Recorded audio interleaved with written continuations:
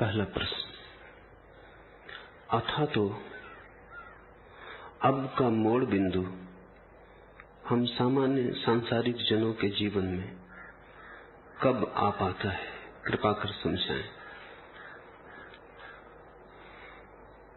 पहली बात कि सामान्य कोई भी नहीं है। यदि तुम सामान्य होते तो फिर अथातो का बिंदु कभी भी ना आ पाता। सामान्य कोई भी नहीं है क्योंकि परमात्मा छिपा बैठा है, और परमात्मा से ज्यादा असामान्य क्या होगा। असाधारण हो तुमने समझा होगा कंकड़ पत्थर हो, कंकड़ पत्थर तुम नहीं हो।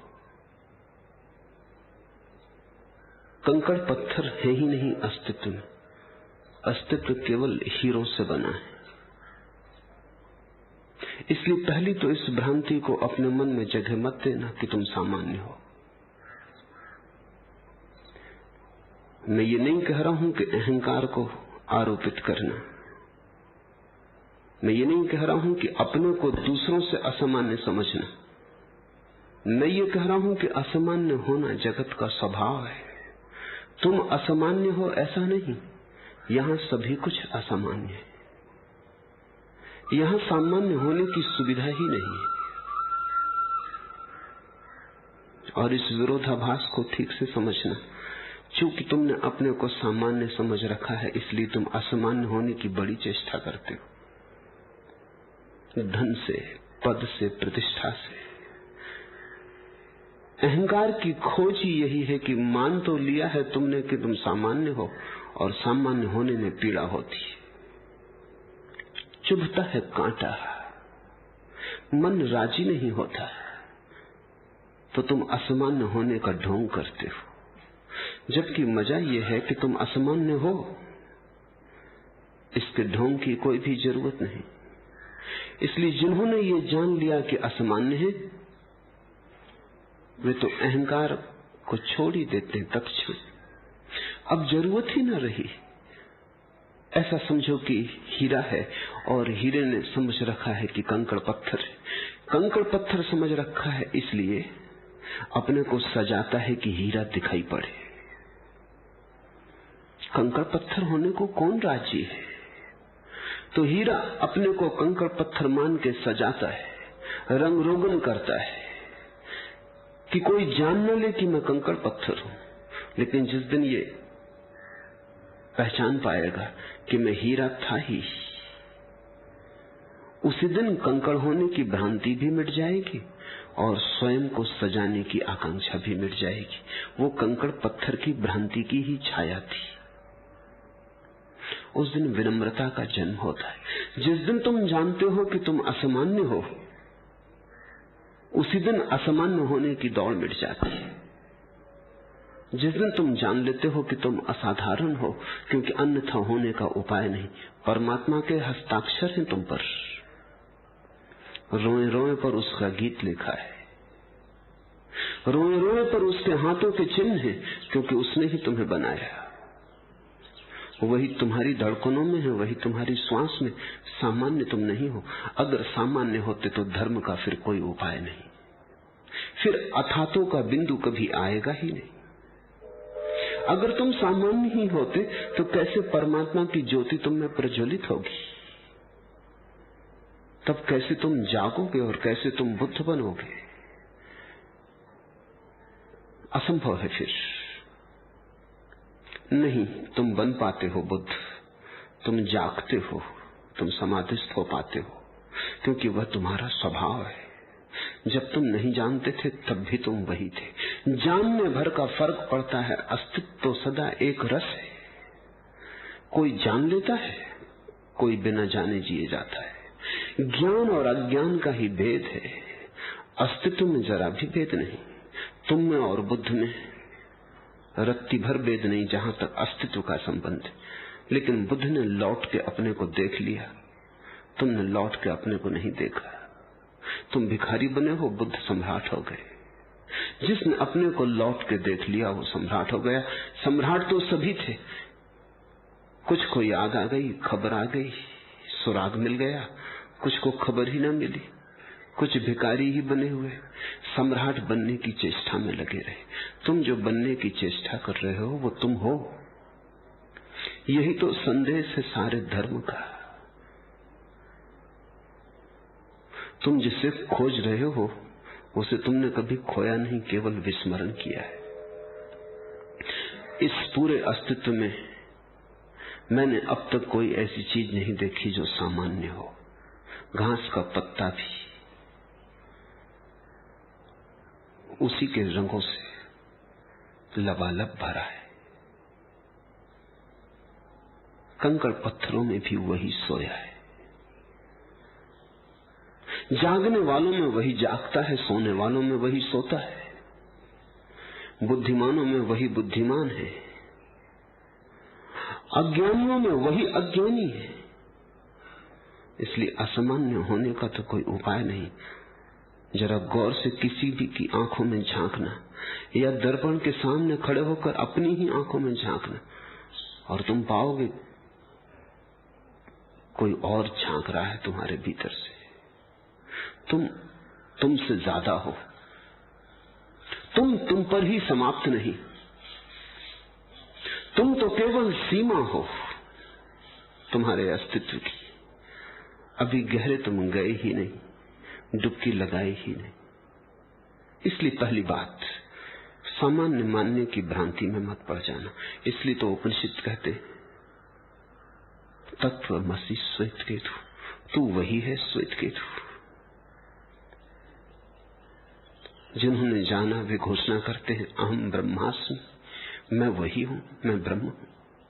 ये उद्घोषणाएं अहंकार की नहीं है, ये उद्घोषणाएं स्वभाव की है। ऐसा है, ऐसा तथ्य है, इसे झुठलाने का कोई उपाय नहीं। इसे तुम कितना ही बुलाओ, एक न एक दिन तुम्हें लौटकर अपने घर आ ही जाना पड़ेगा। तो यह तो पहली बात, सामान्य मत मान लेना, क्योंकि जो तुम मान लिए कि सामान्य हो तो खोज बंद हो गई। तुमने स्वीकार कर लिया कि तुम मात्र मनुष्य हो, कुछ और ज्यादा नहीं, तो और ज्यादा होने का द्वार बंद हो गया, संभावना अवरुद्ध हो गई। गंगोत्री पर गंगा कितनी दीनहीन है, कितनी क्षीणकाय है, बस जरा सी धार है, गोमुख से गिर जाती। अगर गंगा गंगोत्री पर ही अपने को मान ले कि बस यही हो, तो कभी की सूख जाएगी, कभी की खो जाएगी किन्हीं भी रेगिस्तानों में। लेकिन गंगोत्री पर जो छोटी सी गंगा है, बढ़ती जाती, बड़ी होती जाती, सागर से मिलती है तो सागर हो जाती। तुम अभी गंगोत्री पर हो सकते हो, लेकिन हो गंगा ही।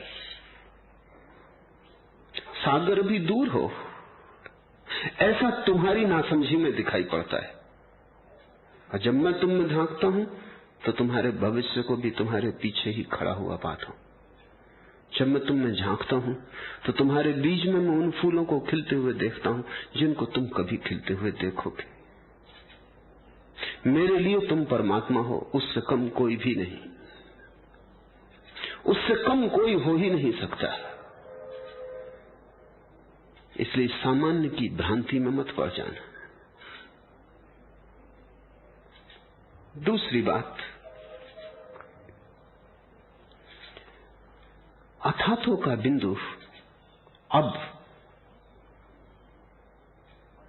का क्रांति बिंदु तभी आता है जब तुम जीवन के दुख और पीड़ा को सजग होकर भोगने लगते हो। अभी भी तुमने बहुत पीड़ा भोगी है, लेकिन सोए सोए पीड़ा तो भोगी है, लेकिन इस आशा में कि शायद सुख मिल जाएगा, शायद सुख आता ही होगा। आज दुखी हो, कोई चिंता नहीं, किसी तरह बिता लो आज को, बस जरा सी समय की बात है, कल सब ठीक हो जाए। थोड़ी ही देर की पीड़ा है, कल सब ठीक हो जाएगा, ऐसी आशा में तुम जिए हो। उसी आशा में छिप के तुम्हारी पीड़ा का दर्शन तुम्हें नहीं हो पाया। तुमने उसे ओठ में छिपा रखा है। इन पर्दों को हटाओ। न कोई कल है, न कोई कल कभी आएगा, बस आज है, अभी और यही। कल के लिए मत बैठे रहो। ये कल आज को भुलाने की तरकीब है। फिर कल के बहुत रूप हैं। धन इकट्ठा करने वाला अभी तो जीवन को गमाता है, सोचता है कल जब धन इकट्ठा हो जाएगा तब भोग लूंगा सारे सुख। यश की आकांक्षा में दौड़ने वाला सोचता है अभी कैसे, अभी तो दांव पर लगाना है सब, जब यश मिल जाएगा भोग लूंगा। वो यश कभी नहीं मिलता। कोई सिकंदर कभी जीत नहीं पाता। यश की दौड़ अधूरी रह जाती है। धन कभी इतना नहीं हो पाता कि तुम्हारी गरीबी को मिटा दे। इतना हो ही नहीं पाता। ऐसा कभी हो ही नहीं सकता कि धन इतना हो जाए कि तुम्हारी गरीबी मिट जाए, क्योंकि गरीबी एक दृष्टिकोण है। धन से उसके मिटने न मिटने का कोई सवाल नहीं, कोई संबंध नहीं। जितना धन होगा उतने ही तुम आगे की आकांक्षा आशा से भर जाओगे। तुम्हारी आशा सदा छलांग लगाती है तुमसे आगे, वो हमेशा कल पे खड़ी रहती। तुम यहां, तुम्हारी आशा सदा कल है। लाख होता है तो 10 लाख मांगती, 10 लाख होते हैं तो करोड़ मांगती, करोड़ होते हैं तो 10 करोड़ मांगती। वो सदा तुमसे आगे छलांग लगा लेती। तुम उसे कभी भी ना पकड़ पाओगे। उसे पकड़ने का कोई उपाय नहीं। लेकिन तुम आज को गंवा दोगे। अभिलाषा को तो कभी तुम पूरा न कर पाओगे, लेकिन आज को गंवा दोगे जो कि अस्तित्व का सार है। पीड़ा है तो पीड़ा को देखो, पीड़ा को भोगो। कल से झुठलाओ मत, समझाओ मत। कल के नाम की सामक दवाएं लेके सो जाओ मत। आज को जागो। पीड़ा है तो पीड़ा सही, भोगो उसे। कांटा है तो चुभने दो, क्योंकि वही चुभन तुम्हें जगाएगी। उसी पीड़ा से तुम उठोगे। उसी पीड़ा में तुम देखोगे कि तुम्हारा जीवन कुछ गलत ढांचे पर दौड़ता है। अब तक तुमने जो भी किया है कहीं बुनियादी भूल हो गई। तुमने अब तक जो भी किया है परमात्मा को छोड़कर किया है, बात देकर किया है। अब तक तुमने जो भी किया उसमें परमात्मा की कोई जगह नहीं। कहते हैं गैलीलियो ने सृष्टि शास्त्र पर एक किताब लिखी और अपने एक मित्र को दिखाने ले गया। मित्र आस्तिक था। उसने पूरी किताब देख ली। उसमें ईश्वर का कहीं उल्लेख ही न था। सृष्टि शास्त्र और सृष्टा का कोई उल्लेख न था। वैज्ञानिक करते ही नहीं उल्लेख, उसकी कोई जरूरत नहीं मालूम होती। मित्र ने पूछा और सब ठीक है, व्यवस्थित है, तर्कबद्ध है, समझ में आता है, लेकिन जरा खाली जगह मालूम पड़ती। ईश्वर का कोई उल्लेख ही नहीं, एक बार भी नहीं। इंकार करने के लिए भी नहीं कि कह देते कि ईश्वर नहीं, इतना भी नहीं। ईश्वर के बिना सृष्टि थोड़ी अधूरी मालूम पड़ती। गैलीलियो ने कहा नहीं, उसकी कोई जरूरत ही नहीं, क्योंकि उसके बिना ही मैं सब समझा दिया। उस हाइपोथेसिस की, ईश्वर की परिकल्पना का मुझे कोई प्रयोजन नहीं। कोई चीज पूछ लो मुझसे अगर अनसमझाई रह गई हो। परमाणु का जो मंदिर है अगर खाली रहा तो वहीं से पीड़ा का आविर्भाव होता है। इसे थोड़ा समझने की कोशिश करना। पीड़ा तब तक रहेगी जब तक तुम्हारे जीवन में परमात्मा की ज्योति जलती हुई है। पीड़ा परमात्मा का अभाव है। जहां परमात्मा होना चाहिए और नहीं वहीं पीड़ा है। तो कब तुम्हारे जीवन में अथातो की क्रांति आएगी? कब तुम कहोगे अब भक्ति की खोज? तुम कहोगे तभी जब तुम पाओगे कि तुमने अब तक जीवन की जो सार संपदा समझी थी वो सिवाय पीड़ा के निचोड़ के और कुछ भी नहीं। जिसे तुमने प्रेम जाना वो प्रेम न था। जिसे तुमने धन जाना वो धन न था। जिसे तुमने स्वयं जाना वो स्वयं न था। तुम्हारा सारा आधार ही गलत है। अहंकार को तुमने जाना स्वयं, वो तुम न थे। वो पहचान भ्रांत थी। बाहर के धन को तुमने जाना धन, वो धन न था। जो खोजा है वो धन। मौत जिसे छीन ले वो धन। ज्ञानी तुम्हारी संपदा को विपदा कहते, तुम्हारी संपत्ति को विपत्ति कहते। संपत्ति तो वही है जो मौत भी न छीन पाए। संपत्ति तो वही है जो कोई भी न छीन पाए, जिसकी चोरी न हो सके, जिससे लुटेरे न ले सके। मौत जिसके सामने हार जाए वही संपत्ति। तुमने सुना होगा, मित्र तो वही है जो विपत्ति में काम आ जाए। वो संपत्ति की परिभाषा है। संपत्ति तो वही है जो विपत्ति में काम आ जाए। और मौत से बड़ी विपत्ति कहां है? वहीं कसौटी है। मौत के द्वार से भी जो चली जाए नाचती हुई, वही संपत्ति है। जिसे तुमने धन समझा वो धन नहीं है, वो भीतर की निर्धनता को भुलाने का उपाय है। जिसे तुमने अहंकार समझा वो तुम नहीं हो, वो अपने आप को ढांक लेने की तरकीब है, अपने अज्ञान को झुठला लेने की तरकीब है। जिसको तुमने पद समझा वो तुम नहीं हो। जिसको तुमने पद समझा वो तुम्हें तृप्ति ना देगा। तुम और अतृप्त होते चले जाओगे। पद तो वही है जहां विश्राम आ जाए। पद का अर्थ ही होता है जिस पे विश्राम आ जाए, जिस जगह बैठ के विश्राम आ जाए, राहत मिले, जिस जगह बैठकर यात्रा समाप्त हो जाए, पैरों को चलने की अब और जरूरत न रह जाए, जहां पद अनावश्यक हो जाए, वही जगह पद है, वहीं पहुंच गए। अब कोई जरूरत नहीं कहीं जाने की। लेकिन ऐसा कोई पद तुमने बाहर जाना है जहां पहुंच के जाने की यात्रा समाप्त हो जाए? बाहर ऐसा कोई भी पद नहीं। सारे संसार को जीतने वाले सम्राट भी आकांक्षा से वैसे ही बेवहल होते जैसे सड़क के किनारे पड़ा हुआ भिखारी। जरा भी भेद नहीं। मैंने सुना है जापान का एक सम्राट रात को घोड़े पर सवार होकर अपनी राजधानी में चक्कर लगाता था रोज। अनेक बार उसने एक फकीर को देखा, अनेक बार। रात के किसी भी पहर में वो गया, उसने उसे सदा जागते हुए देखा। वृक्ष के नीचे कभी खड़ा कभी बैठा, लेकिन सदा जागा हुआ।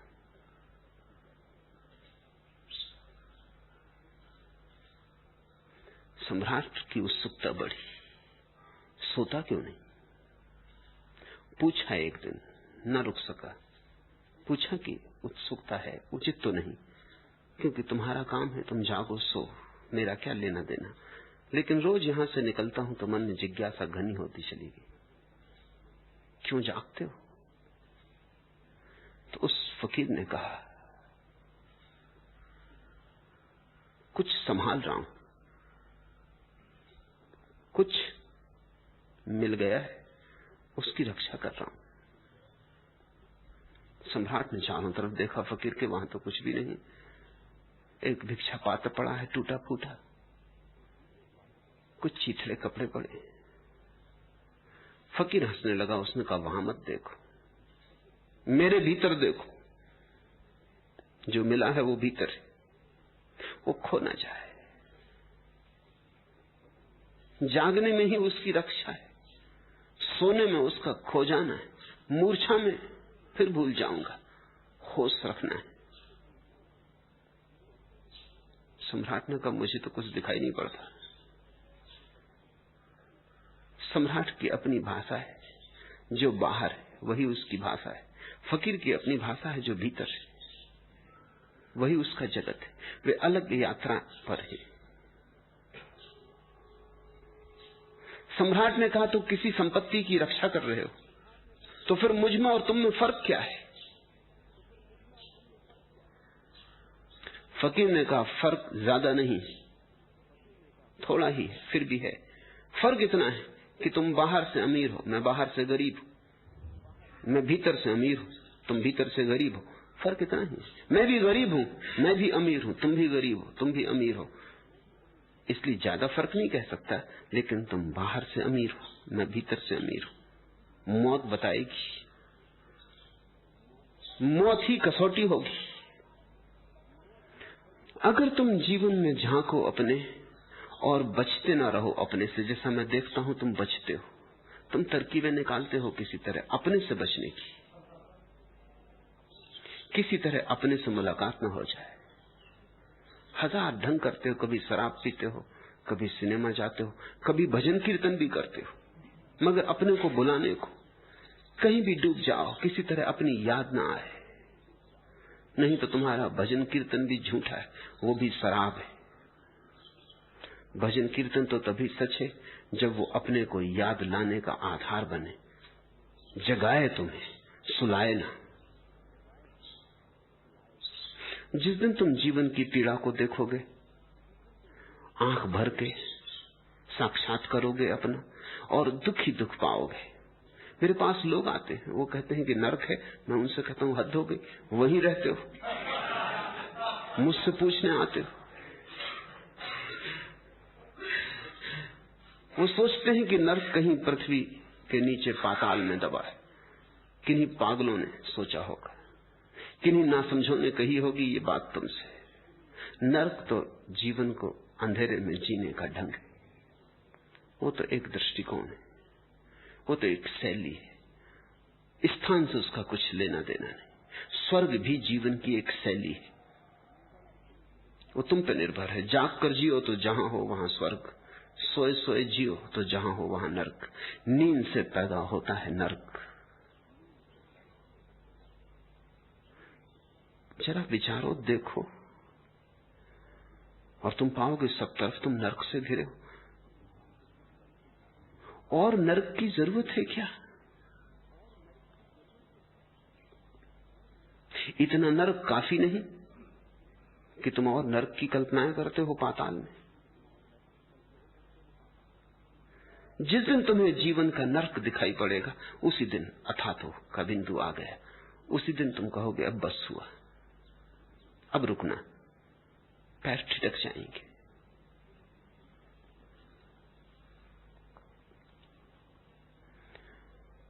जैसे ही तुम ठिठकते हो इस संसार की दौड़ में, वैसे ही क्रांति घटित हो जाती है। एक नया आकाश जिसका कहीं छोर नहीं, जिसका कहीं प्रारंभ और अंत नहीं, तुम्हें उपलब्ध हो जाता है। अभी तुम जीते हो बड़ी संकीर्ण गली में, रोज सक्रिय होती जाती है, रोज सक्रिय होती जाती है। रोज रोज तुम बंधते जाते हो, रोज रोज जंजीरें जकड़ती जाती। तुम्हारा जीवन ऐसा है जैसे तुम अपना ही कारागृह निर्मित करने में लगे हो। चाहे तुम कारागृह को घर कहो, मंदिर कहो, तुम्हारे नामों से कोई धोखे में आने वाला नहीं। बीमारियों को तुम अच्छे सुंदर नाम दे दो, इससे बीमारियों का दंश जाता नहीं। जाग कर पहचानो, देखो। जिस दिन तुम्हें पीड़ा दिख जाएगी, वहीं पैर ठिठक जाएंगे, लौट पड़ोगे तुम। वो जो लौटना है, उसको महावीर ने प्रतिक्रमण कहा, अपनी तरफ आना। उसको पतंजलि ने प्रत्याहार कहा, अपनी तरफ आना। उसको जीसस ने कन्वर्शन कहा है, क्रांति, रूपांतरण। अभी तुम्हारे जीवन का ढंग काम वासना है। जब तुम ठिठक जाओगे तब तुम्हारे जीवन का ढंग प्रेम होगा, जब तुम लौट पड़ोगे तब भक्ति। अभी जहां जा रहे हो वहां काम की खोज है, वासना की खोज है। कामना ही संसार है। संसार तुमसे कहीं बाहर नहीं। मंदिर मस्जिद में छिप के तुम संसार से ना बच सकोगे। हिमालय की गुफाओं में बैठ के भी तुम संसार से ना बच सकोगे, क्योंकि संसार तुम्हारी कामना में। वहां भी बैठ के तुम कामना ही करोगे। लोग परमात्मा के सामने बैठ के भी मांगे चले जाते, मांग रुकती ही नहीं। मंदिर में खड़े हैं, लेकिन राम के उन्मुख नहीं होते। मूर्ति होगी सामने, लेकिन वहां भी मांगे चले जाते। एक आदमी मेरे पास आया और उसने कहा कि अब मुझे भरोसा आ गया। लड़के को नौकरी न मिलती थी, परमात्मा से प्रार्थना की और 3 सप्ताह का समय दे दिया कि अगर 3 सप्ताह में मिल गई तो सदा के लिए भरोसा हो जाए, अगर न मिली तो बात खत्म, फिर तुम नहीं हो। और उस आदमी ने कहा मिल गई। अब तो रोज पूजा करता हूं, प्रार्थना भी करता हूं, इसलिए आपके पास आया हूं। मैंने कहा संयोग से मिल गई होगी, क्योंकि परमात्मा तुम्हारी धमकी से डर जाए कि 3 सप्ताह है बस तुम्हारा अल्टीमेटम, तो तुम पागल हुए हो। और ये बड़ा खतरनाक विश्वास है जो तुमने पैदा किया, ये किसी भी दिन टूटेगा। मैंने कहा एक बार और कोशिश करो। उसने कहा क्या मतलब? मैंने कहा एक आध और कोशिश करो, तुम्हारी पत्नी बीमार रहती, जब कुंजी ही मिल गई तो पत्नी को भी ठीक कर लो। उसने कहा ठीक कहा आपने। कल ही वो गया, दे आया अल्टीमेटम। फिर 3 सप्ताह बाद आया, बहुत उदास था। उसने कहा खराब कर दिया आपने सब, कुछ फायदा नहीं हुआ, और खराब तबीयत हो गई। भरोसा डिगमगा गया मेरा। तुम्हारा भरोसा भी तुम्हारी मांग पर ही खड़ा है। परमात्मा कुछ दे तो परमात्मा है, परमात्मा तुम्हारा अनुसरण करे तो परमात्मा है, तुम जो मांगो पूरा करे तो परमात्मा है, परमात्मा तुम्हारी सेवा में रत रहे तो परमात्मा है। परमात्मा मालिक नहीं, मालिक तुम हो। और अगर उसे तुम्हारी पूजा प्रार्थना चाहनी हो तो बदले में सेवा करता रहे तुम्हारी प्रार्थना भी झूठी है, वो भी कामना है, वहां भी संसार ही है। जब तक तुम बाहर कुछ मांग रहे हो, जब तक तुम सोचते हो बाहर कुछ मिल जाएगा जिससे तृप्ति होगी, जिससे मन चैन से भर जाएगा, राहत की सांस आएगी, आनंद के क्षण उठेंगे, अगर बाहर तुम ऐसा मांगते चले जा रहे हो तो अभी तुम नरक से बाहर नहीं जा सकते। बाहर जाना नरक में जाना है। बाहर जाती हुई चेतना नरक के बाहर नहीं जा सकती। छिटकता है कोई, देखकर जीवन की व्यर्थता, जीवन का आसार, निष्फलता, हाथ में सिवाय पीड़ा के और कोई संग्रह नहीं, हृदय में सिवाय आंसुओं के और कुछ दिखाई नहीं पड़ता। जीवन बिल्कुल अंधकारपूर्ण है, नाव डूबी अब डूबी तब डूबी जैसी हालत है। ऐसे क्षण में जब कोई ठिठक जाता है, उस ठिठकने के क्षण में प्रेम का आविर्भाव होता है। कामना गई, अब तुम मांगते नहीं, अब तुम देने को उत्सुक हो जाते हो। प्रेम देता है, काम मांगता है। जब तक मांग है तब तक समझना काम, जब देना शुरू हो जाए, क्योंकि तुम मांगते इसलिए हो कि मांगने से बढ़ेगी संपत्ति और सुख आएगा। ठिठका हुआ व्यक्ति देना शुरू करता है, मांग के देख लिया, सुख ना आया, दुख आया, अब जरा उल्टा करके देख ले, देना शुरू करता है और पाता है कि सुख के हल्के झोंके आने लगे। बजने लगी वीणा कहीं दूर, यद्यपि बहुत दूर, यद्यपि पर बजने लगी, स्वर सुनाई पड़ने लगे, कोई नया लोक शुरू हुआ। ये तो ठिठके हुए आदमी की बात है। वो देने लगता है, बांटने लगता है,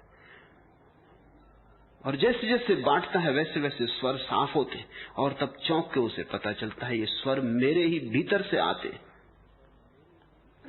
अब तक सोचा था सुगंध बाहर है,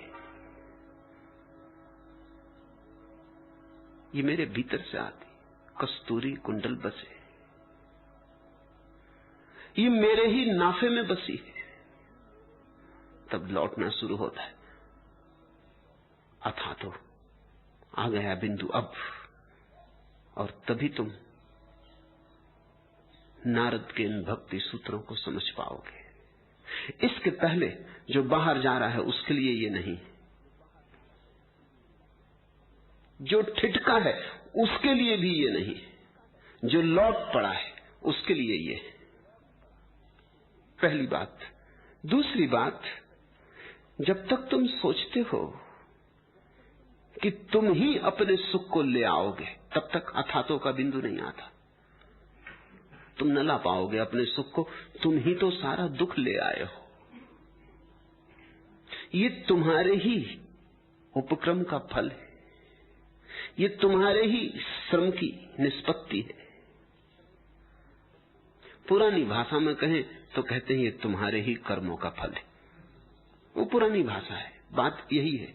ये तुमने ही किया है। ये जो दुख तुम्हें घेरा है, ये तुमने ही आमंत्रण दिया था। ये मेहमान बिन बुलाए नहीं आ गए, ये तुमने निमंत्रण भेजे थे। तुमने बड़ा आग्रह किया था कि आओ, यद्यपि तुमने कुछ और सोचकर बुलाया था। तुम्हारे समझने में भूल थी। बुलाए थे मित्र, आ गए हैं शत्रु। बुलाया था सुख, आ गया है दुख। आग्रह किया था फूलों के लिए, आ गए हैं कांटे। क्योंकि कांटे दूर से फूल जैसे दिखाई पड़ते हैं, क्योंकि शत्रु दूर से मित्र जैसे दिखाई पड़ते हैं। एक छोटा बच्चा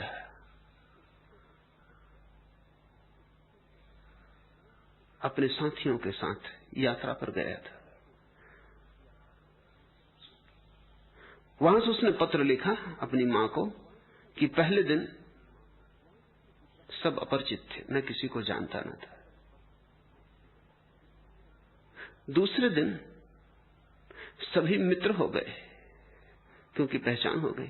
तीसरे दिन सभी शत्रु हो गए। ये 3 दिन की कथा पूरी जिंदगी की कथा है। पहले दिन जब तुम देखते हो आंख खोलकर कोई परिचित नहीं, अनजान जगत है, अपरिचित लोगों से घिरा हुआ है, सब अजनबी और अजनबी। फिर सभी मित्र मालूम होते हैं, फिर शत्रुता शुरू हो जाती। दूर से जो मित्र मालूम पड़ता है, जैसे जैसे पास आते हो वैसे वैसे शत्रुता शुरू हो जाती। दूर के ढोल हैं बड़े सुहावने, पास आने पर बिल्कुल व्यर्थ हो जाते। तुमने ही निमंत्रण दिए थे, हो सकता है किन्हीं पिछले जन्मों में दिए हो, अब तुम बिल्कुल भूल ही गए हो, लेकिन तुमने ही बुलाया था। जो तुम्हारे पास आ गया है वो तुम्हारा कृत्य है, और तुम्हारे कृत्य से ये दुख बढ़ता जाएगा। परत दर परत तुम्हारे चारों तरफ इकट्ठा होता जाएगा। ये तुम्हारे गले को घोंट रहा है। तुम्हारे किए दुख होता है। जब तुम ठिठकोगे तब तुम अचानक पाओगे करने की कोई जरूरत ही नहीं। सब अनकिए तुम्हारे बिन किए हो रहा है। प्रेम के क्षण में जीवन स्वस्फूर्त मालूम होता है, सब अपने आप हो रहा है। पैदा होना, जवान होना, बूढ़े हो जाना, जन्म मौत, सब अपने आप हो रहा है। लेकिन जब तुम लौटोगे, भक्ति का आयाम शुरू होगा, तब तुम पाओगे कि अपने आप नहीं हो रहा। तुम करने वाले नहीं हो, अपने आप भी नहीं हो रहा है। जीवन के रोए रोए में छिपा है कोई प्रयोजन। जीवन के कण-कण में छिपी है कोई नियति। कहो छिपा है कोई परमात्मा, उससे हो रहा है। काम वासना में लगा आदमी अपने पर भरोसा करता है। प्रेम में खड़े आदमी का अपने पर भरोसा डिगमगा जाता है। भक्ति में जाते व्यक्ति का भरोसा अपने से बिल्कुल ही शून्य हो जाता है, परमात्मा पर हो जाता है। सुना है मैंने, जोश की बड़ी प्रसिद्ध पंक्तियां हैं। खुदा को सौंप दो ए जोश, पुस्तारा गुनाहों का है। चलोगे अपने सर पर रख के यह बारे गरा कब तक? ये भारी बोझ अपने सिर पर रख के कब तक चलोगे? दे दो परमात्मा को। तुम नाहक ही परेशान हो। मैंने सुना है एक आदमी को, उसकी 75वीं वर्षगांठ थी, तो मित्रों ने कहा कुछ नया अनुभव तुम्हारे लिए। तो ऐसी कोई चीज तुमने जीवन में ना की हो। उसने कहा हवाई जहाज में कभी नहीं बैठा। तो उन्होंने कहा चलो। उसे हवाई जहाज में बिठला के आधा घंटा शहर का चक्कर लगवाया। आधा घंटे बाद जब वो उतरा तो जो पायलट उसे उड़ा रहा था उसने पूछा, आप प्रसन्न तो हैं, परेशान तो नहीं हुए? क्योंकि पहली ही उड़ान थी। उसने कहा, नहीं परेशान तो नहीं हुआ, पर डर के कारण मैंने अपना पूरा वजन जहाज पे नहीं रखा। डर के मारे अपना पूरा वजन जहाज पे नहीं रखा कि कहीं वजन के कारण कोई उपद्रव ना हो जाए। अब हवाई जहाज में तुम बैठो, वजन पूरा रखो या ना रखो, वजन पूरा हवाई जहाज पर है। सुना है मैंने, एक सम्राट अपने रथ से लौटता था जंगल से महल की तरफ। एक गरीब आदमी को उसने राह पर बड़ा बोझ ढोते हुए देखा। दया आ गई, कहा, आह बैठ जा तू भी रथ में, कहां तुझे उतरना है, छोड़ देंगे। वो बैठ तो गया रथ में, लेकिन पोटली उसने अपने सिर की सिर पे ही रखी रही। सम्राट ने कहा, पोटली नीचे क्यों नहीं रख देता? उसने कहा, इतनी ही आपकी कृपा क्या कम है कि मुझे बिठा लिया? अब पोटली का वजन भी आप पर छोड़? नहीं नहीं, ये मुझसे ना होगा। लेकिन इससे क्या फर्क पड़ता है कि तुम रथ में बैठ के पोटली नीचे रखो रथ पर या सिर पर रखो, वजन तो रथ पर ही है। जो जरा से लौटते हैं अपनी तरफ, उनको पता चलता हम नाहक ही परेशान थे, करने वाला कर रहा था, जो होने वाला था हो रहा था, हम व्यर्थ ही बीच में उछल कूद कर रहे थे।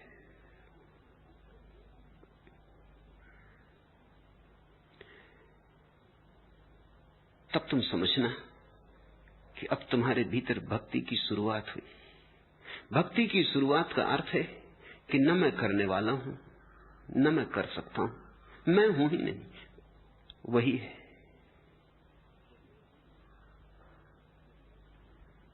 और तब तुम्हारे मन में उसके प्रति अनन्य प्रेम का जन्म होता है। तुम्हारा सारा बोझ वही ढो रहा है। और तब तो भक्त ऐसी घड़ी में आ जाता है कि वो जानता है कि भक्ति भी करने का सवाल नहीं, प्रार्थना भी मेरे किए ना होगी, वही प्रार्थना करेगा मुझसे तो होगी। अब तो उसकी तरफ जाना भी मुझसे न होगा, वही चलेगा मेरे पैरों से तो ही पहुंच पाऊंगा। उठता नहीं है अब तो कदम, उठता नहीं है अब तो कदम मुझ गरीब का। मंजिल को कह दो दौड़ के ले मुझको राह में। धीरे धीरे उसे अपनी असहाय अवस्था का बोध होता है कि मैं तो कुछ भी नहीं, अब तो मुझ गरीब का पैर भी नहीं उठता, वही उठाए तो उठता है। और अब भय भी क्या, डर भी क्या, अगर उसे पहुंचाना ही है तो मंजिल खुद ही आके बीच राह में मुझे ले लेगी। इसलिए भक्त किनारे को नहीं मांगता, वो तो कहता है तू अगर मझधार में भी डुबा दे तो वही किनारा है। उसने अपना सारा बोझ उसी को दे दिया। कृष्ण ने गीता में अर्जुन को बस इतनी ही बात समझाई है कि तू सारा बोझ परमात्मा पे छोड़ दे। तू आराम से बैठ हवाई जहाज में, नाहक अपने बोझ को मत उठाए रहो। रथ में बैठ ही गया है, सिर की पोटली भी नीचे रख दे, निमित्त मात्र हो जा।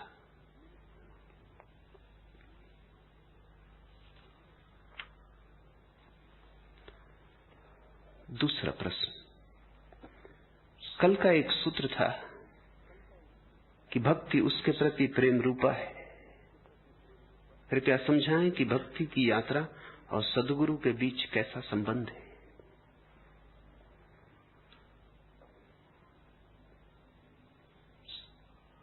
गुरु का अर्थ है सोए हुए में जागा हुआ व्यक्ति, अंधों में आंख वाला,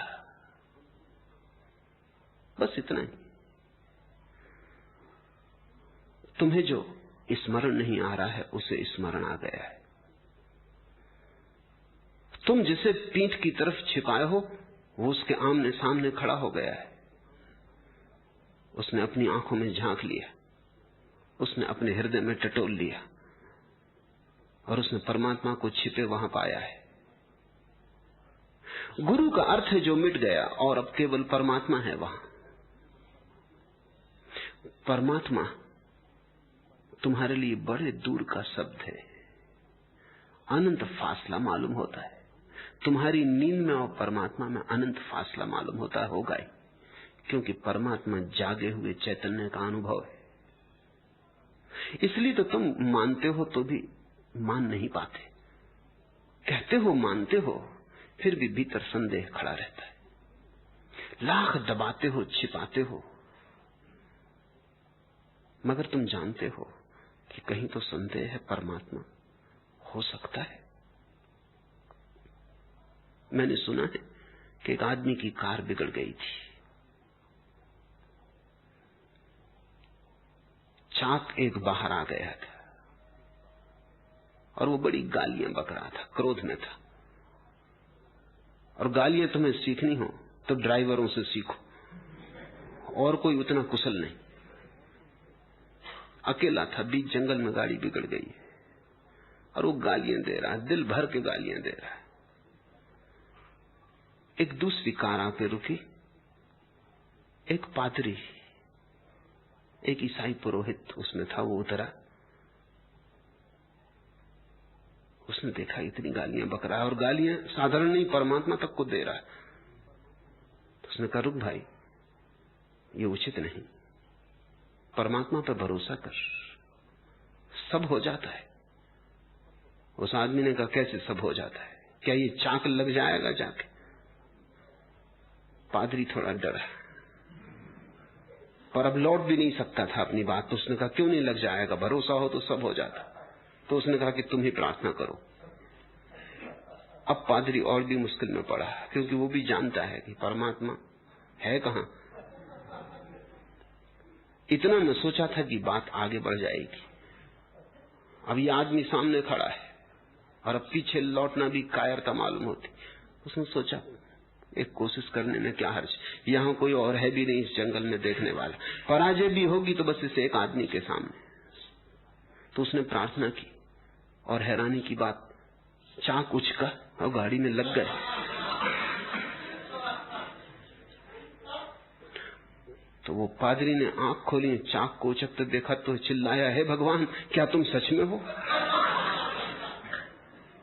जिंदगी भर लोगों को परमात्मा के संबंध में समझा रहा था, भरोसा नहीं है, धंधा है, व्यवसाय है।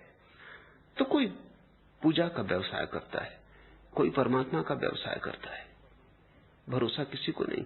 आस्तिक से आस्तिक जिसको तुम कहते हो, वो भी भीतर संदेह को लिए बैठा है। इसलिए आस्तिक डरता है कि नास्तिक की बात कहीं कान में न पड़ जाए। असली आस्तिक डरेगा। शास्त्रों में लिखा है, नास्तिकों की बात मत सुनना। ये शास्त्र आस्तिकों ने न लिखे होंगे, ये उनने लिखे होंगे जिनके हृदय में संदेह का कीड़ा अभी भी है। अन्यथा डर क्या है? अगर तुम्हारे भीतर आस्था परिपूर्ण है, अगर तुम्हारा संदेह सच में ही समाप्त हो गया है, जल गया है,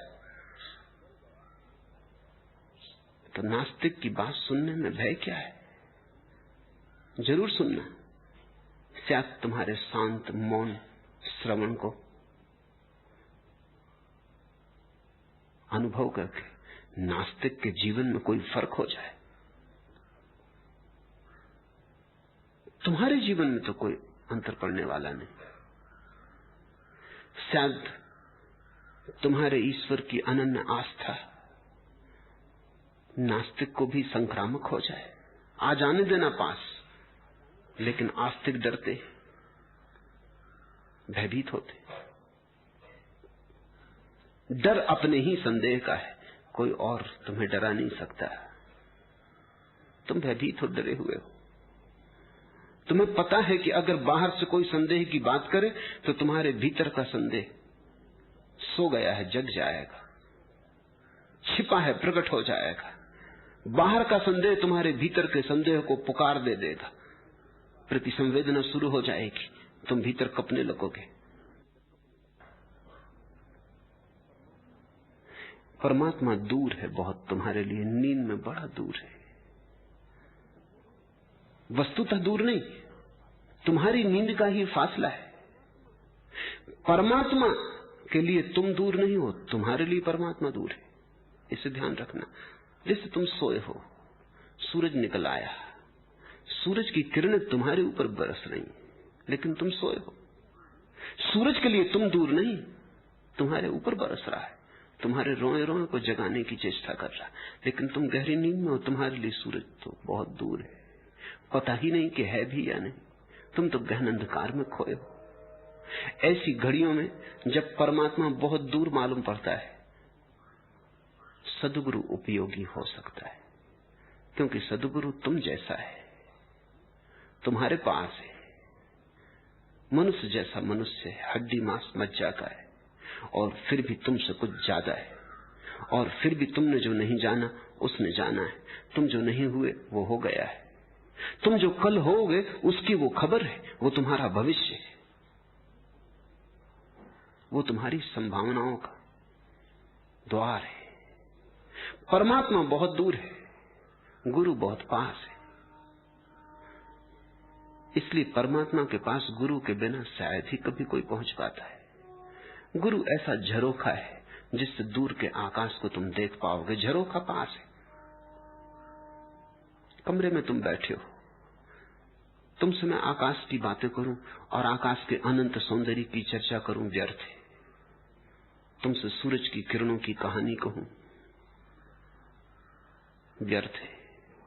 तुमसे फूलों की वार्ता करूं, व्यर्थ है। लेकिन एक झरोखा खोल दूं, एक खिड़की खोल दूं जो बंद थी। तुम अपनी ही जगह हो, तुम में कोई फर्क नहीं हुआ, तुम उठे भी नहीं अपनी जगह से, तुम अपनी ही कोच पर आराम कर रहे हो, तुमने कुछ भी फर्क ना किया, लेकिन एक झरोखा खुल गया। दूर का आकाश अब उतना दूर नहीं, एक कोना आकाश का दिखाई पड़ने लगा, और कोने को जिसने पकड़ लिया वो पूरे को पकड़ ही लेगा। थोड़ी फूलों की गंध भी भीतर आने लगी, थोड़ी सी किरणें भी आ गई और नाचने लगी फर्श पर। तुम वहीं के वहीं बैठे हो, तुम में कोई फर्क नहीं हुआ, लेकिन एक झरोखा तुम्हारे पास खुल गया। गुरु एक झरोखा है, तुम वही हो, लेकिन गुरु के पास होते ही उस झरोखे से तुम बड़े आकाश को, विराट आकाश को झांक पाओगे। गुरु जैसे बूंद है, लेकिन बूंद का स्वाद तो वही है जो सागर का, वैसा ही नमकीन। बुद्ध कहा करते थे कि बूंद चख लो एक सागर की, तुमने सारा सागर चख लिया। गुरु एक बूंद है, लेकिन ऐसी बूंद जिसने पहचान लिया अपने भीतर छिपे सागर को।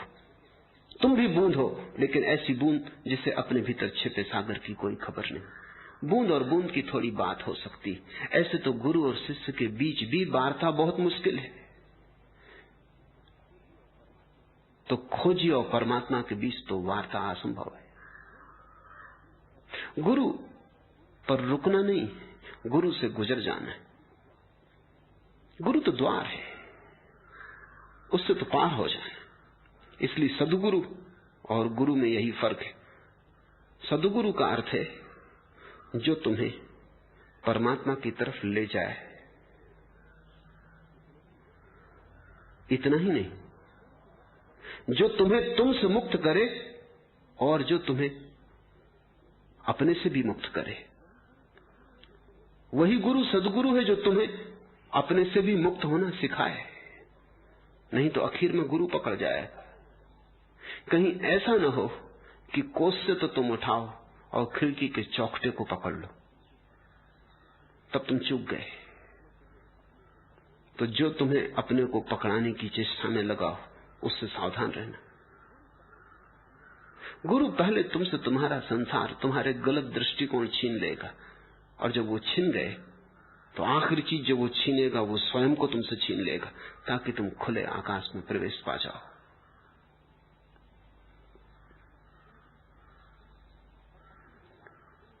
और असली सवाल झुकने की कला सीखने का है। गुरु के पास तुम झुकने की कला सीख लोगे। जिस दिन तुम्हें झुकना आ गया, बस सब आ गया। असली सवाल मिटने की कला सीखने का है। गुरु के पास तुम मिटना सीख लोगे। जिस दिन मिटना आ गया, सब आ गया। कुछ जज्बे सादिक हो, कुछ इखलासो इरादत, इससे हमें क्या बहस। वो बुत है कि खुदा है। कुछ जज्बे सादिक हो, कुछ सत्य भावना हो, कुछ प्रेम का आविर्भाव हो, कुछ इखलासो इरादत, कुछ हमारे इरादों में, हमारी भावनाओं में प्रेम के अंकुर का अंकुरण हो। इससे हमें क्या बहस? वो बुत है कि खुदा है, वो पत्थर की मूर्ति हो कि परमात्मा हो, इससे क्या बहस? थोड़ा प्रेम करना आ जाए, थोड़ा स्वाद लग जाए अनंत का, थोड़ी भावना की पवित्रता आ जाए, थोड़े झुकने की कला समझ में आ जाए। बहस ना समझ करते, समझदार समय का उपयोग कर लेते और जीवन की कोई गहराई सीख लेते। यही फर्क है विद्यार्थी और शिष्य में। विद्यार्थी बहस में उत्सुक है, शिष्य जीवन को बदलने में। विद्यार्थी कुछ ज्ञान के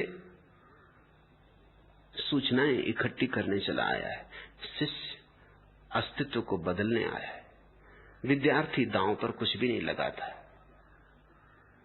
विद्यार्थी तो सिर्फ स्मृति का निखार कर रहा है, शिष्य जीवन को दांव पर लगाता है।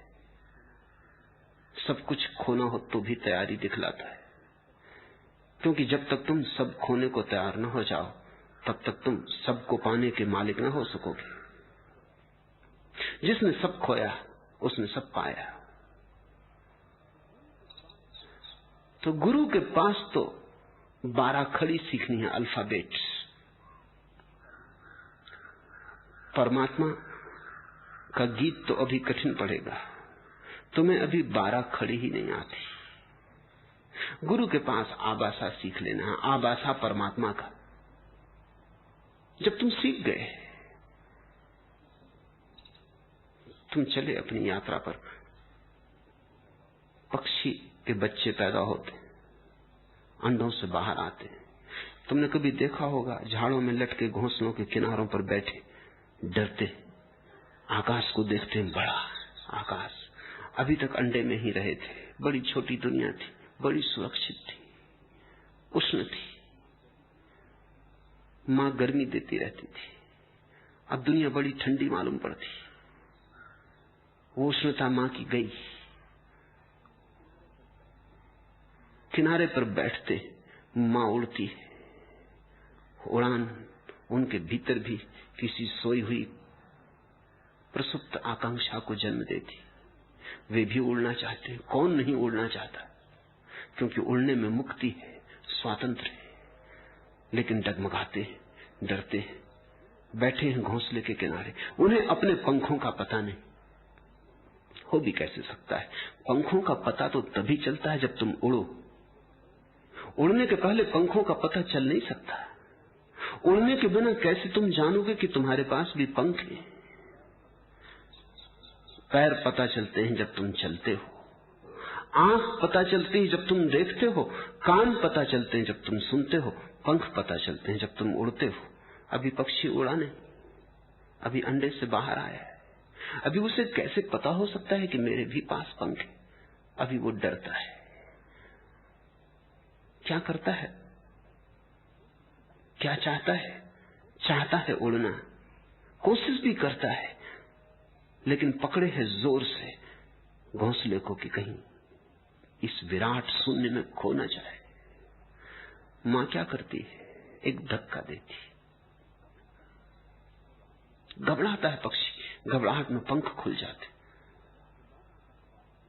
घबरा के लौट आता है वापस एक चक्कर मार के। लेकिन अब उसे पता हो गया पंख उसके पास है। थोड़ी देर होगी, चाहे कला सीखने में थोड़ा समय लगेगा, लेकिन पंख है। एक बड़ा भरोसा आया, एक हिम्मत जगी, एक आत्मविश्वास का जन्म हुआ। तो ये आकाश भी अपना है। 2 छोटे पंखों के सहारे पूरा आकाश अपना हो जाता। बस 2 छोटे पंखों के सहारे सारे आकाश की मालकियत मिल गई। फिर थोड़ी थोड़ी दूर जाने के प्रयोग करता है, और दूर बड़े वर्तुल बनाता है, और एक दिन फिर दूर आकाश की यात्रा पर निकल जाता है। अब मां को धक्का देने की जरूरत नहीं पड़ती। गुरु तुम्हें एक धक्का देगा घोंसले के बाहर, इससे ज्यादा कुछ भी नहीं। ये तुम भी कर सकते थे। जब तुम कर लोगे तब तुम पाओगे, अरे ये तो मैं भी कर सकता था। लेकिन ये तुम पाओगे तब जब तुम कर लोगे। इसके पहले कैसे तुम जानो कि पंख है? गुरु तुम्हें दिखा देगा तब तुम्हें लगेगा, अरे ये तो बिना गुरु के भी हो सकता था। कृष्णमूर्ति के साथ यही हुआ। धक्का दिया एनी बिसेंट ने, लीडबीटर ने, उनके गुरुओं ने, पंख खुले। कृष्णमूर्ति को समझ आई कि ये तो मुझसे ही हो सकता था। पंख मेरे, पंख खुले तो मेरे। धक्का के बिना भी अगर मैं जरा सी हिम्मत कर लेता तो हो जाता। तब से 40-50 वर्ष बीत गए। वो दूसरों को यही सिखा रहे हैं कि हिम्मत करो, कूद जाओ, पंख तुम्हारे। गुरु की कोई जरूरत नहीं, लेकिन कोई कूदता हुआ मालूम नहीं पड़ता। बात बिल्कुल ठीक कहते, बात में जरा भी गलती नहीं। भूल चूक कोई खोज नहीं सकता इसमें, लेकिन कोई चाहिए जो तुम्हें धक्का दे दे। और जब गुरु धक्का देगा तो बहुत बुरा लगेगा। तो पहले गुरु तुम्हें पास बुलाएगा, प्रेम देगा, ताकि तुम आ जाओ और निकट और निकट और निकट। फिर एक दिन धक्का देगा, तुम चौंकोगे बहुत, ऐसा प्रेमी आदमी ऐसा दुष्ट कैसे हो गया। लेकिन जरूरी है कि वो धक्का दे तो ही तुम्हारे पंख खुलेंगे। इसलिए जो परमात्मा को खोजने चले हों सीधे, वो थोड़ा समझ जाएं। वो सीधी खोज कहीं अहंकार का ही नया कर्तव्य न हो, कहीं अहंकार की ही नई ईजाद न हो। फिर ऐसे लोग हो सकता है वहीं बैठे रहें घोंसले में, आंख बंद कर लें, खुले आकाश के सपने देखने लगे।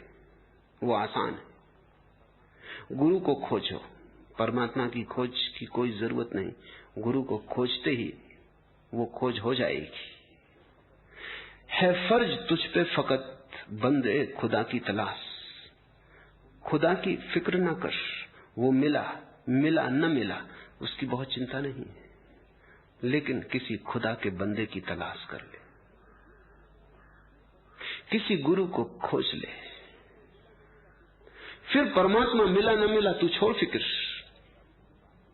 मिल ही जाएगा, उसकी बात ही मत उठा। क्योंकि गुरु को खोजने में ही पहला कदम उठ जाता है। गुरु को खोजने का अर्थ है अहंकार का समर्पण। किसी के चरणों में झुकने का अर्थ है झुकने की कला का पहला अभ्यास। झुक गए तो खुदा तो मिल ही जाएगा। बस तुम झुके ना थे, वहीं अड़चन थी।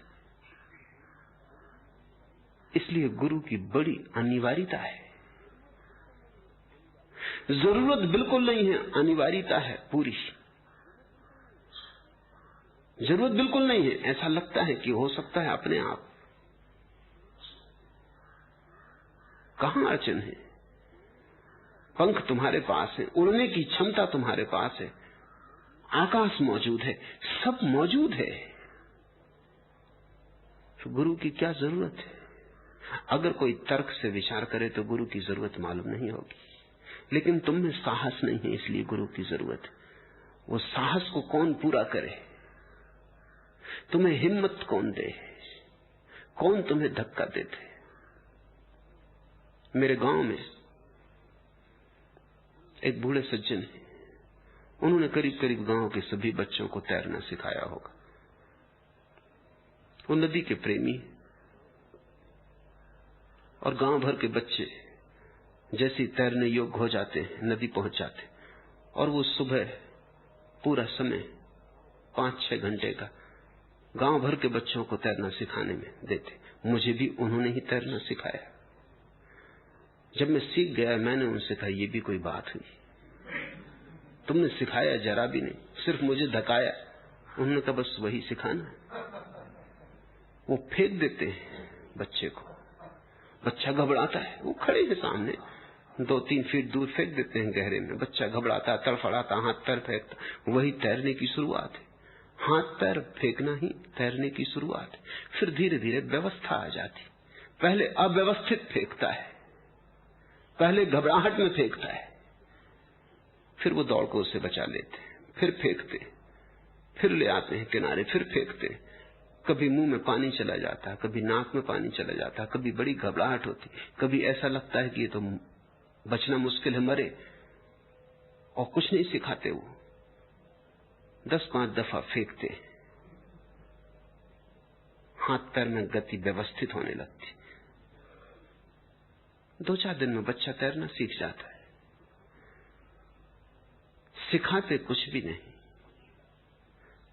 सिर्फ पानी में तुम अपने से न कूद सकोगे, घबराहट लगेगी।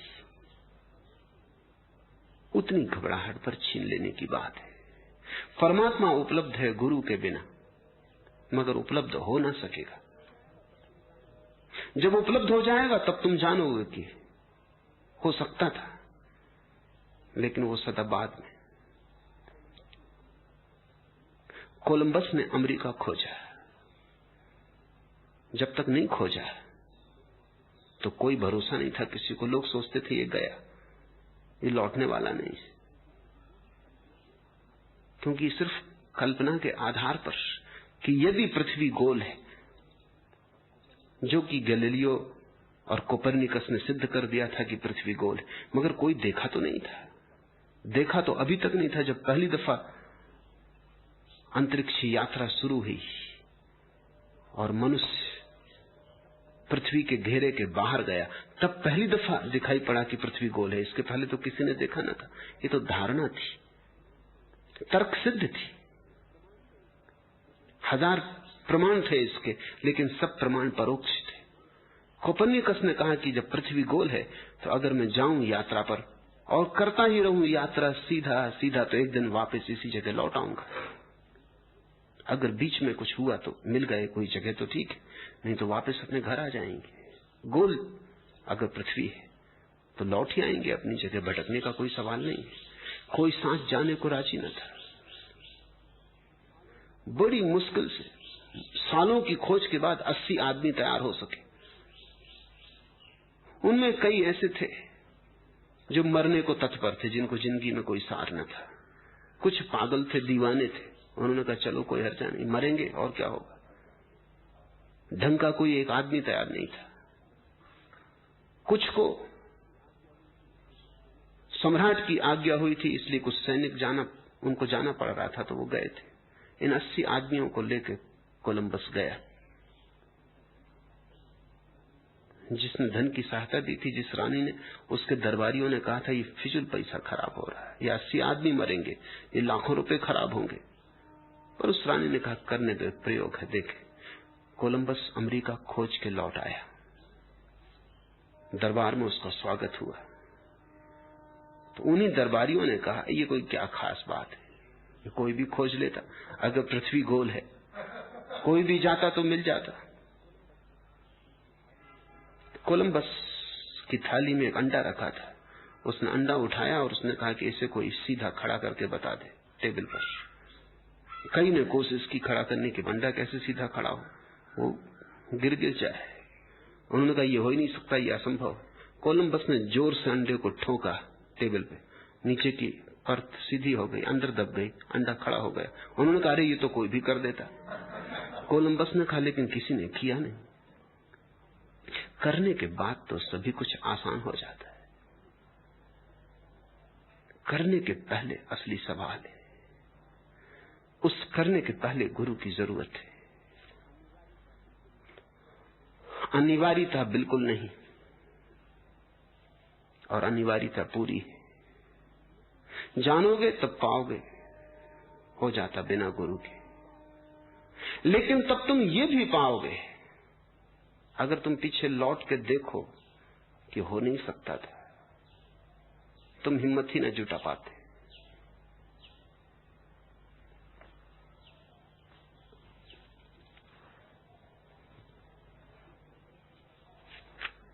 तीसरा प्रश्न, भक्ति साधना भी है और सिद्धि भी।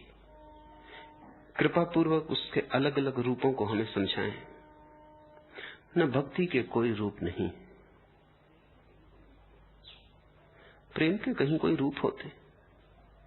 प्रेम तो बस एक है, उसका स्वाद एक है।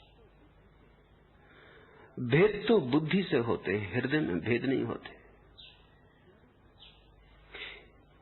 हिंदू की बौद्धिक धारणा अलग, मुसलमान की बौद्धिक धारणा अलग, ईसाई का फलसफा अलग है, वो बुद्धि की बातें। लेकिन जब हिंदू भक्ति से भरता है और जब मुसलमान भक्ति से भरता है, जब ईसाई भक्ति से भरता है, तो उन भक्तियों में भेद नहीं, वो एक है। भक्ति हृदय की बात है, उसका तुम्हारे अंतस्थल से संबंध है, तुम्हारी बुद्धि की बाहरी बातों से नहीं। क्या तुमने सीखा है उससे संबंध नहीं है, क्या तुम्हारा स्वभाव है उससे संबंध है। लेकिन ये बात सच है कि भक्ति साधना भी है और सिद्धि भी। वहां पहला कदम ही आखिरी कदम भी है, वहां साधन ही साध्य भी है। भक्ति का अर्थ है परम प्रेम, परम प्रेम की साधना करनी। और जब सिद्धि होगी तब क्या होगा? परम प्रेम उपलब्ध होगा। परम प्रेम को ही साधना है और परम प्रेम को ही पाना है। प्रेम ही वहां मार्ग है और प्रेम ही वहां मंजिल है। होना भी यही चाहिए, क्योंकि जब तुम भी किसी यात्रा पर जाते हो तो तुम जो पहला कदम उठाते हो मार्ग पर, उस पहले कदम में मंजिल एक कदम करीब आ गई। तो कदम तुमने मार्ग पर ही नहीं उठाया, मंजिल पे भी उठाया। 1000 मील की यात्रा तुम पूरी कर लोगे, एक एक कदम उठा उठा के, एक एक कदम मंजिल करीब आती जाती। एक दिन तुम मंजिल पे पहुंच जाते हो। उसमें कौन सा कदम सबसे ज्यादा महत्वपूर्ण था? लगेगा आखिरी कदम, क्योंकि आखिरी कदम ने ही मंजिल पे पहुंचाया। नहीं, जितना आखिरी कदम महत्वपूर्ण है उतना ही पहला कदम भी था, क्योंकि पहला कदम अगर चूक जाता तो आखिरी तो हो ही ना पाता। तुम एक पानी को गर्म कर रहे हो, 99 डिग्री तक गर्म करते हुए 100 डिग्री पे भाप बन जाता है। क्या 100वीं डिग्री के कारण भाप बनता है? अगर पहली डिग्री न होती तो 100 डिग्री हो नहीं सकता था, 99 डिग्री रह जाता, भाप नहीं बनता। पहला कदम आखिरी कदम भी है, मार्ग मंजिल भी है। मार्ग क्या है भक्त का? भक्त का मार्ग है अहोभाव। अहोभाव को समझना जरूरी है, वही उसकी विधि है। साधारणता काम वासना देखती है वह जो तुम्हारे पास नहीं। काम वासना की दृष्टि अभाव पर रहती, जो तुम्हारे पास नहीं उसी को देखती है। भक्ति उल्टी स्थिति है, जो तुम्हारे पास है उसे देखती है।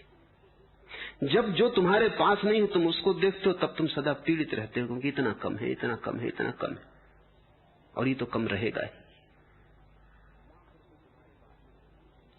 लाख रुपए तुम्हारे पास है वो तुम नहीं देखते, अरबों खरबों जो तुम्हारे पास नहीं है वो तुम देखते हो। जो पत्नी तुम्हारे पास है उसे तुम नहीं देखते, सारे संसार की स्त्रियां दिखाई पड़ती। अगर पति से कोई पूछे ठीक ठीक कि तू अपनी पत्नी की शक्ल बता सकता है, तो दिक्कत खड़ी हो जाएगी। कौन देखता अपनी पत्नी को? पड़ोस की पत्नी का सब नाक नक्शा बता देगा, आज उसने कैसी साड़ी पहनी ये भी बता देगा, लेकिन अपनी पत्नी जो है उसे हम देखते ही नहीं, जो नहीं है उसे देखते, इसलिए पीड़ित रहते, क्योंकि नहीं है उस फलता है, खलता है, कांटे की तरह चुभता है, अभाव मालूम पड़ता है, दीनता दरिद्रता मालूम पड़ती है। जो है अगर उसे देखें तो अहोभाव पैदा होता है। तो इतना दिया है परमात्मा ने कि तुम सिवाय धन्यवाद के और क्या कर सकोगे। तो अचानक तुम पाते हो कि तुम सम्राट हो गए, भिखारी ना रहे। दिल दिया, दर्द दिया, दर्द में लज्जत दी है। मेरे अल्लाह ने क्या क्या मुझे दौलत दी। और तब दर्द भी सौभाग्य मालूम होने लगता है। दिल दिया, दर्द दिया, दर्द में लज्जत दी है, पीड़ा में भी एक मिठास है। सुख की तो छोड़ो, दुख में भी एक गहराई है, वो भक्त को दिखाई पड़ती। स्वर्ग की तो छोड़ो, नरक में भी एक सौंदर्य है, वो भक्त को दिखाई पड़ता है। कामी को तो स्वर्ग में भी स्वर्ग दिखाई नहीं पड़ता, भक्त को नरक में भी स्वर्ग दिखाई पड़ता है। और तुम्हें जो दिखाई पड़ता है तुम उसी में जीने लगते हो, क्योंकि आदमी जिसको अनुभव करता है, जिसको देखता है, उसी में जीता है। भक्त भाव में जीता है, कामी अभाव में जीता है। दिल दिया, दर्द में लज्जत दी है, और तब तो दर्द में भी लज्जत दिखाई पड़ने लगती। दर्द में भी एक काव्य है, दर्द का भी एक रहस्य है, पीड़ा में भी कुछ अनूठी मिठास है, पीड़ा का भी काव्य है, और पीड़ा में भी कुछ जन्मता है जो बिना पीड़ा के नहीं जन्म सकता। रंज हो, दर्द हो, वहशत हो, जुनून हो, कुछ हो, आप जिस हाल से खुश हो वही हाल अच्छा है। तो भक्त कहता है जो परमात्मा ने दिया है, रंज हो, दर्द हो, वहशत हो, जुनून हो, कुछ हो, भक्त को जैसे ही दिखाई पड़ना शुरू होता है कि कितना दिया है, मेरी कोई पात्रता न थी और इतना दिया है, अपात्र था और जीवन दिया, कमाया कुछ भी न था, इतने अनंत आनंद की क्षमता दी, सौभाग्य दिया कि हूं, कि मेरे नासापुट श्वास लें, कि मेरी आंखें सूरज की किरणों को देखें, कि मेरा हृदय प्रेम की पुलक को अनुभव करे, कि मेरे कानों पर संगीत का साक्षात्कार हो। कुछ भी न था, शून्य से बनाया मुझे और सब कुछ दिया। आप जिस हाल से खुश हो वही हाल अच्छा है। और तब भक्त अपनी कोई मर्जी नहीं रखता, परमात्मा की मर्जी ही उसकी मर्जी। वो जहां ले जाए वहीं जाएंगे, वो जो कराए वही करेंगे। भक्त छोड़ ही देता है सब,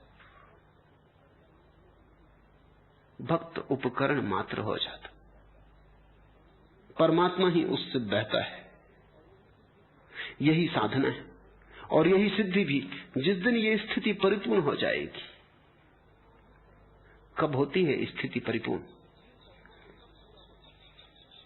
ये सौभाग्य कब पूरा होता है? जब भक्त की मंजिल आ जाती है। पहले तो साधारण आदमी जो काम वासना में जीता है शिकायत करता है, शिकायत ही उसका जीवन है। तुम लोगों की बातें सुनो, सिवाय शिकायत के उनके जीवन में कुछ भी नहीं है। ये नहीं है, ये ठीक नहीं है, ये गलत हो रहा है, ये गलत हो रहा है, सब गलत हो रहा है। गलत गलत से वो घिर गए। शिकायत ही शिकायत है। भक्त की बात सुनो, अहोभाव ही अहोभाव है।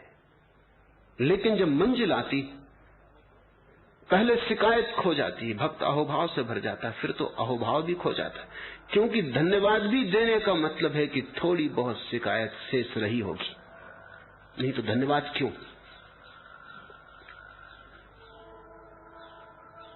इसे थोड़ा समझें। धन्यवाद भी हम तभी देते हैं कि अगर इससे अन्यथा होता तो शिकायत होती। धन्यवाद शिकायत का उल्टा है। रुमाल तुम्हारे हाथ से गिर गया, किसी ने उठा के दे दिया, तुमने कहा धन्यवाद। इसका मतलब है अगर वो उठा के न देता तो शिकायत होती। तो इसका अर्थ ये हुआ कि धन्यवाद ऊपर आ गया है, शिकायत भीतर चली गई है।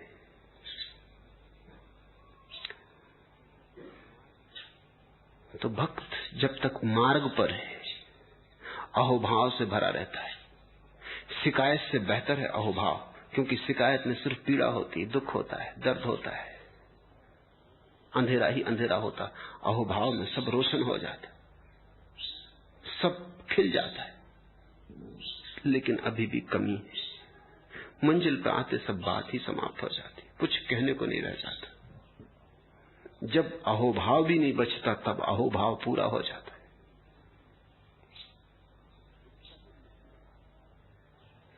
इस तरह मिटना है कि कुछ भी ना बचे। शिकायत तो मरे ही, अहोभाव भी मर जाए। दिल है तो उसी का है, जिगर है तो उसी का है, अपने को रहे इश्क में बर्बाद जो कर दे। दिल है तो उसी का, जिगर है तो उसी का, बस उसी के पास दिल पैदा होगा, उसी के पास जिगर आएगा। अपने को रहे इश्क में बर्बाद जो कर दे, प्रेम की राह पर जो अपने को पूरा मिटा दे, वही पहली दफा हो पाता है। भक्त का अर्थ है अपने को मिटाने की कला। वो मृत्यु की कला है, अपने को खोने की कला, अपने को डुबाने की कला।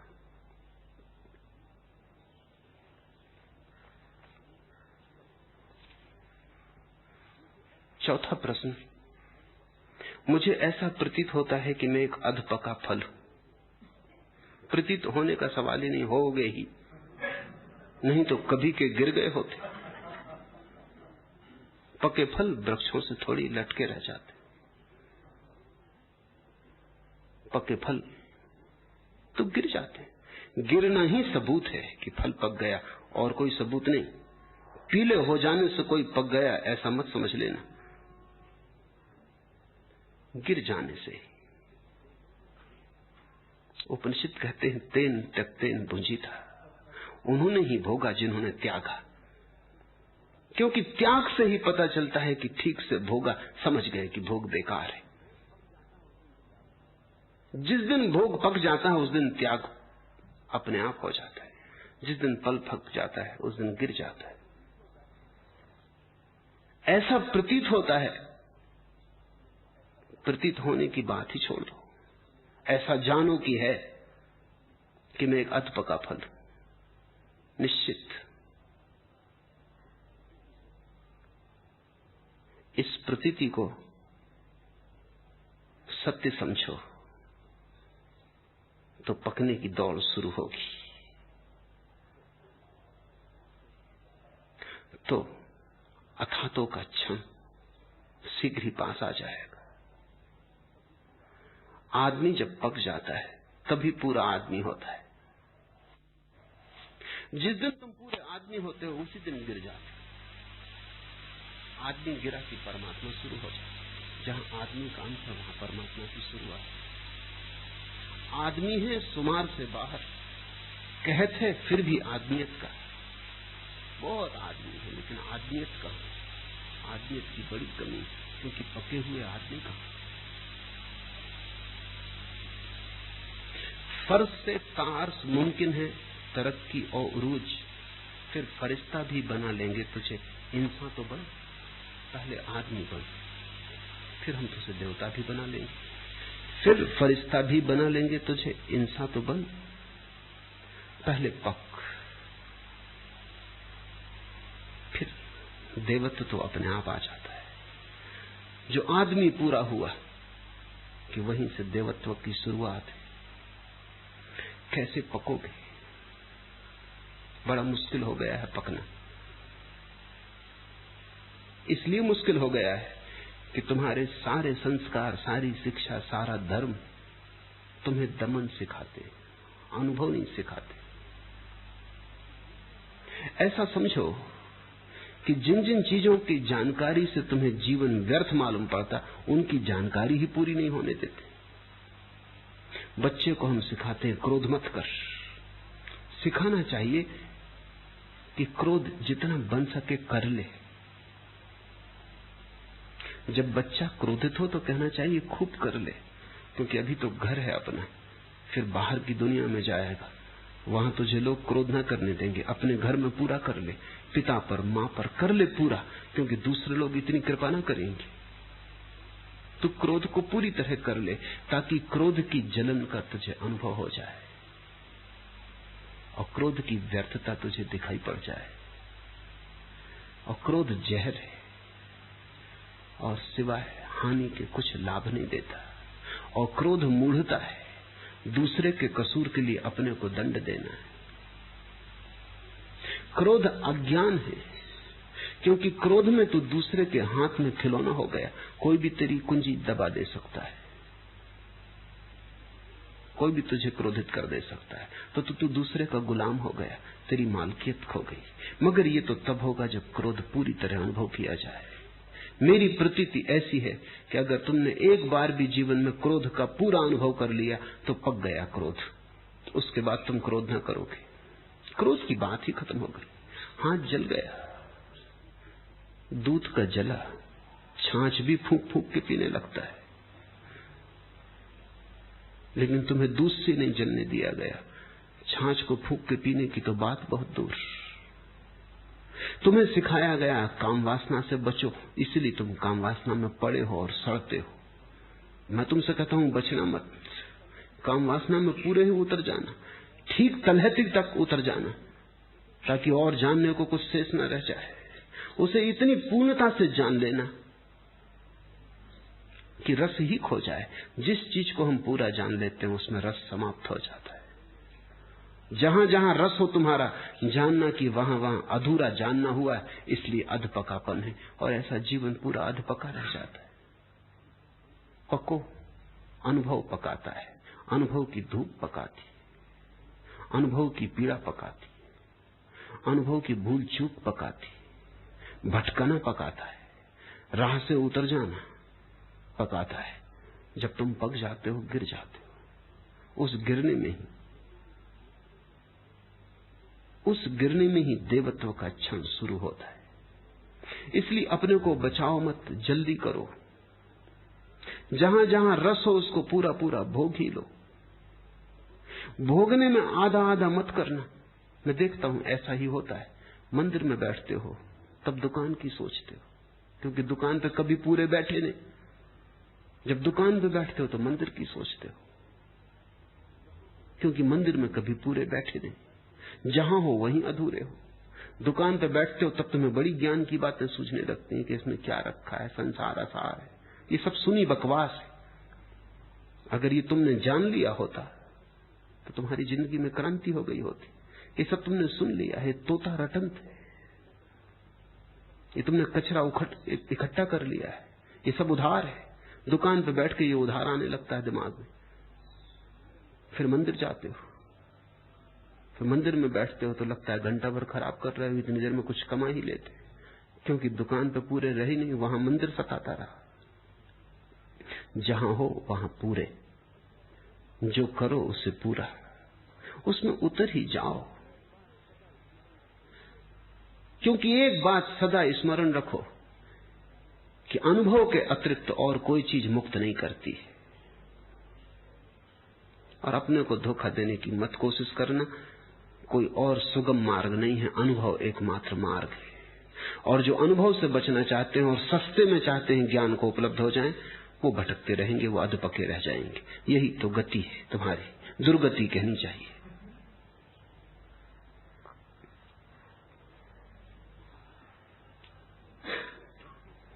आखिरी प्रश्न, क्या भक्ति साधना के भी कुछ साधन है, कुछ टेक्निक है, या वह सर्वथा स्वतः स्फूर्त और सहज? नहीं, कोई साधन नहीं। प्रेम का कहीं कोई साधन होता है? कोई टेक्निक नहीं होता। प्रेम परम साधन है, स्वयं ही।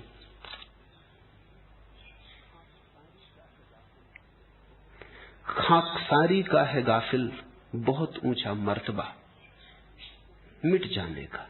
ये सोने वाले बहुत ऊंचाई है मिट जाने की। खाकसारी का है गाफिल बहुत ऊंचा मर्तबा, यह जमी वो है कि जिस पर आसमां कोई नहीं। बस भक्ति तो मिट जाना है, ना कुछ हो जाना है, अपने को शून्य कर लेना है, ताकि परमात्मा तुम में पूर्ण हो सके। जगह देनी है ताकि उसका प्रवेश हो सके। टूटना है। तुमने बहुत चीजों को टूटते देखा, अभी अपने को टूटते नहीं देखा। तुमने बहुत चीजें मिटते देखी, अपने को मिटते नहीं देखा। तुमने बहुतों को मरते देखा, अपने को मरते नहीं देखा। भक्ति अपने को मरते देखना है। वो मृत्यु का साक्षात्कार है।